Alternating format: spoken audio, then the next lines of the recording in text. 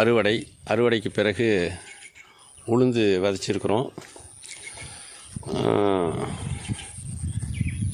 உளுந்து விளைஞ்சிருக்குது, விதைச்சிருக்கிறோம். அடுத்தது அறுவடைக்கு வரப்போகிறோம், அவ்வளவுதான்.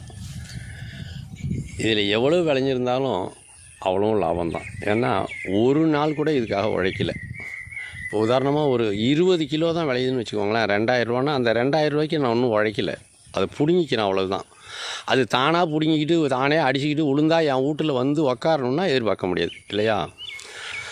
அது தான் நம்ம உழைச்சி தான் அறுவடையை பண்ணணும். அது நானே உழைச்சிட்டேன்னா அந்த 20 கிலோங்கிறது ஓராண்டு முழுவதும் நான் சாப்பிட்ற உணவு. எனக்கு ஒரு வேளைக்கு தேவைப்படுறது உண்மையில் எவ்வளோ தேவைப்படும்? ஒரு 100 கிராம் அரிசி அல்லது 200 கிராம் அரிசின்னு வைங்க.